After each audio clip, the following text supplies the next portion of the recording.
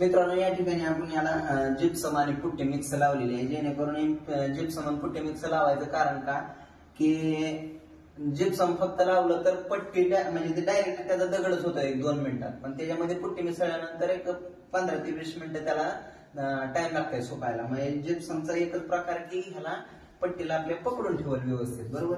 तर मित्रांनो, आता बघू शकता या ठिकाणी पट्टी पाठीमागे बसवलेली आहे, पण इथं तुम्हाला दाखवतो या ठिकाणी कशी बसवायची. या ठिकाणी आपण जी कटिंग मारलेली आहे त्याचं एक माप घ्यायचं, त्यानंतर ग्राइंडरला तुम्ही या ठिकाणी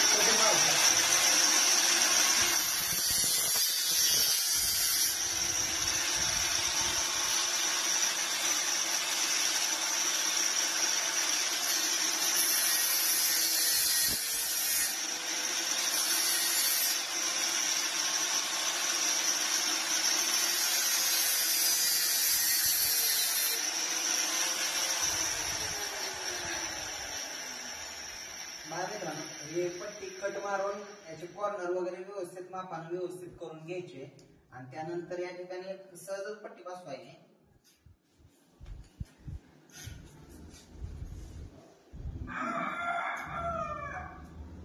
थोडस माप जास्त झालेलं आहे, आपण थोडस कमी करूया. आपण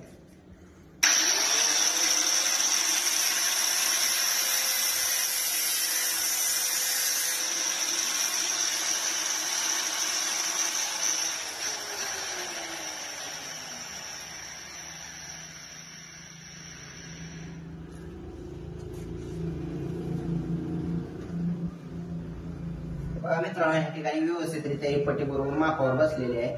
आता या ठिकाणी ही जी जिप्सम आणि पुट्टी वगैरे आलेला आहे त्याच हाताने तुम्ही साईडला काढू शकता किंवा एखाद्या फडक्यानं वगैरे तुम्ही पुसून घेऊ शकता व्यवस्थित, जेणेकरून वरची जी कॅप वगैरे आहे ती व्यवस्थित या ठिकाणी आपल्याला बसवता येईल. तर या प्रकारे अशी आपण या ठिकाणी ही पट्टी वगैरे बसवू शकतो. बघा मित्रांनो, कडपर्यंत आपण असं खालून बसवता आलेलं आहे, बघा कसं दिसतंय व्यवस्थितरित्या.